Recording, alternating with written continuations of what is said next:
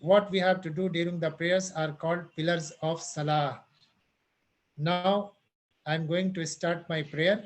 What should I do? What do you say? You say Allahu Akbar. By saying this, you put your hands on your chest or on your stomach. So this takbir is called Takbiratul Ihram. This is the way to start the prayer. If we put our hand without saying Allahu Akbar, our prayer will not be acceptable. Our prayer will not be acceptable at any cost. So we have to start our prayer by saying Allahu Akbar. Now you entered in the state of Salah. Why this takbir is called Takbiratul Ihram? Ihram word is taken from the word haram. Haram means prohibited. My dear children, after saying this takbir and uh, putting your hands on your stomach or chest, many things which were allowed, now it will be prohibited for you. For example, now you cannot speak, now you cannot eat, now you cannot laugh loudly, now you cannot move here and there, now you cannot answer any mobile phone. So that is why this takbir is called Takbiratul Ihram. After Takbiratul Ihram, it is said that it is compulsory that Al-Qiyam. Al-Qiyam means standing. All the Fard and Sunnah prayer should be offered in standing position if you have no excuse. If you have some problems, you can offer the prayer sitting. But for a common man who has no problem in standing, he should offer his salah by standing. The third one is recitation from the Quran. You started your prayer in a standing position. Now you have to recite Surah Al-Fatiha. After that, few verses from the Holy Quran. Surah Fatiha is compulsory. That is the part of the Holy Quran. So recitation from the Quran means you have to recite at least Surah Al-Fatiha. After that, any small surah or few verses of the Holy Quran you have to recite. If you forget, if you deliberately miss it, then your salah will not be accepted. After recitation, you have to bow down. Ruku. Ruku, you all know. You have to bow down before Allah. Without ruku, no salah will be accepted. After ruku, you have to offer two sajda, sajdatain. रुकू के बाद आपको दो सजदे करने हैं. If someone offers only one sajda, his salah will not be accepted, will not be acceptable. Both sajdas are compulsory. Number 6, julus for the tashahud. Finally, after completing your ruku and sajda, if you are offering 2 rakas, 3 rakas or 4 rakas, so finally you have to sit for reciting at-tahiyyatu lillahi was-salawat. Tashahud means to recite at-tahiyyat, the full dua. After tashahud, you recite Durood Sharif and any dua. And finally, you have to follow the sequence prescribed for the salah. It is also pillars of salah. It means you have to offer the prayer in the sequence, what sequence Prophet Muhammad SAW has told us. It means first you have to say Allahu Akbar, then you have to recite Surah Fatiha, then Ruku, then Sajdatain, then Tashahud, or finally you have to end your salah by saying Assalamu alaikum wa rahmatullahi wa barakatuh. If we want to offer sajda before ruku, no, it is not allowed. We have to follow the sequence prescribed for the salah by the Prophet Muhammad Sallallahu. So children, these are the pillars of Salah. If you miss any of them, your Salah will not be accepted, will not be acceptable, and you will repeat the Salah once again. Before things that annul Salah, you are offering Salah properly, following all terms and conditions and all norms. But during the Salah, if you do anything from the following, what you have on your screen, then your Salah will be nullified. Your Salah will be annulled. So see and learn and remember all these things. So your Salah should not be nullified by doing these things. Number one, laughing loudly. If someone laughs loudly during Salah, his Salah will be nullified. Eating or drinking. You were having something in your pocket and you started eating during Salah. Your Salah will be nullified. Speaking of matters not related to Salah.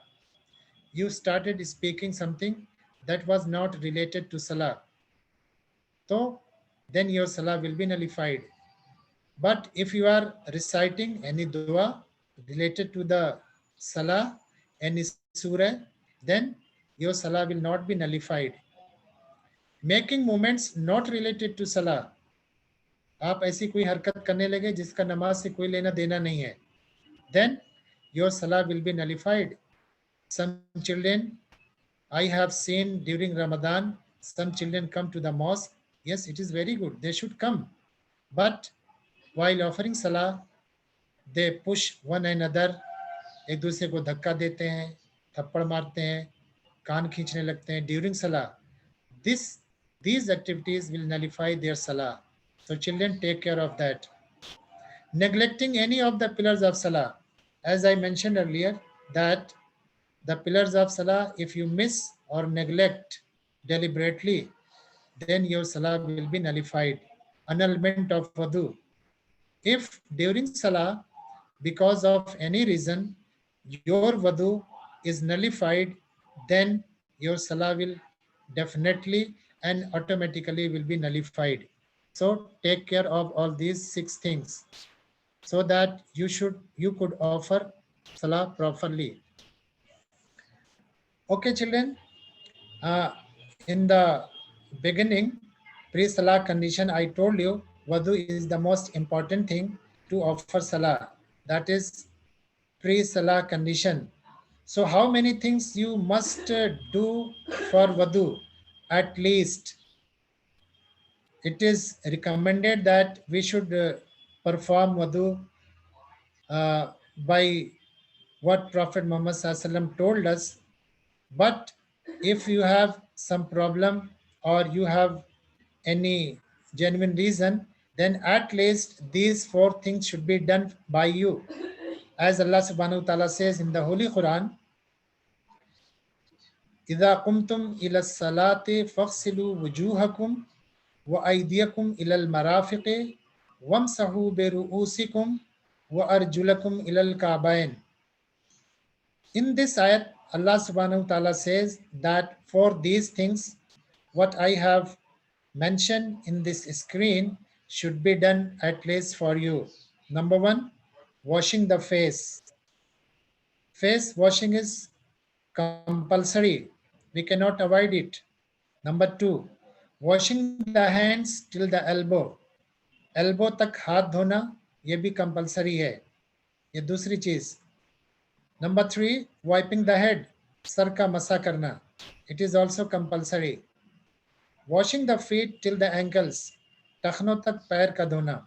So these 4 compulsory and mandatory steps for wudu are there. So if we perform all these 4 steps, our wudu will be completed and we can offer the prayer. But it is recommended that we should follow the sunnah. How Prophet Muhammad SAW performed wudu, we should follow that. But in case of emergency, if water is less, if time is not there, then you can do all these four things. These are known as obligatory steps of wudu, as Allah subhanahu wa ta'ala says in the Holy Quran. Conditions for tayammum. Yes, this is another thing. If a person is facing such type of situation that there is no water, but he has to offer the prayer and wudu is pre-salah condition, then what should he do? Or if the water is available but it is harmful for him, medical point of view से पानी का इस्तेमाल करना उसके लिए नुकसानदेह है, then what should he do? Or it is available but water is insufficient for wudu. In these three conditions, Allah subhanahu wa ta'ala says, given us an other option. The option is tayammum. Tayammum means to intend, intention, niyat karna. अगर पानी नहीं है या पानी तो है लेकिन बहुत कम है, या पानी तो है लेकिन उसके इस्तेमाल करने से नुकसान हो सकता है मेडिकल पॉइंट ऑफ व्यू से, लेकिन नमाज तो किसी भी हाल में माफ़ नहीं है, देन अल्लाह ताला ने एक नया ऑप्शन दिया तयम्मुम करने का. So these three conditions are in which we are allowed to perform tayammum. Tayammum means dry ablution, सूखा वजू. So this is tayammum. How many obligatory steps of tayammum are there? My dear children, you must learn it and apply it in case of emergency. First, you have to intend that you are going to take purification by this activity. So you have to intend. Intention in wudu was not compulsory, but intention in tayammum is very much important. Tayammum itself means to intend, so intention is very much important. Second step is place your both hands on earth and wipe the whole face. दोनों हाथ मिट्टी पर रखें और फिर उसके बाद उसको पूरे चेहरे पर मल लें. As you washed in ablution the whole face, you have to wipe your hands properly on your face. Third step, again you place your hand on the pure earth or on a thing on which or which carries the dust. You can use that, and then again your left hand wipe on right hand properly till the elbow, and your right hand wipe upon the left hand till the elbow. Now your ablution is dry ablution is completed. Now you can offer the prayer. This tayammum can replace the ghusl also. Today I am not talking about the ghusl, but in case you have to perform ghusl and that is compulsory, then you have to intend that you are going to take purification through this option that is called tayammum. So you should intend for that. Then you will be able to offer the prayer. Okay, the chapter for Salah is completed. Now I am going to talk about the third pillar of Islam, that is Saum. Saum is an Arabic word which means to keep away from something or to refrain. Saum का मतलब होता है किसी चीज से दूर रहना या अपने आप को रोकना. My dear children, you all know about Saum. Saum रोजे को कहते हैं और Saum का मतलब है अपने आप को किसी चीज से दूर रखना या अपने आप को रोकना. In Islamic terminology, it is an act of worship in which a Muslim keeps himself away from eating, drinking, and all types of shameful activities from the dawn till sunset. सुबह से लेकर शाम तक अपने आप को खाने पीने से और हर तरह के गलत कामों से रोके रखने को सौम यानी रोजा कहा जाता है. Children, Allah subhanahu wa ta'ala says in the Holy Quran that this psalm or this fasting is not a new thing for you. It was also made obligatory for the nations, for the people before you. As Allah subhanahu wa ta'ala says in the Holy Quran, Ya ayyuhalladina amanu kutiba alaykumus siyamu kama kutiba alal ladina min qablikum la'allakum tattaqun. O you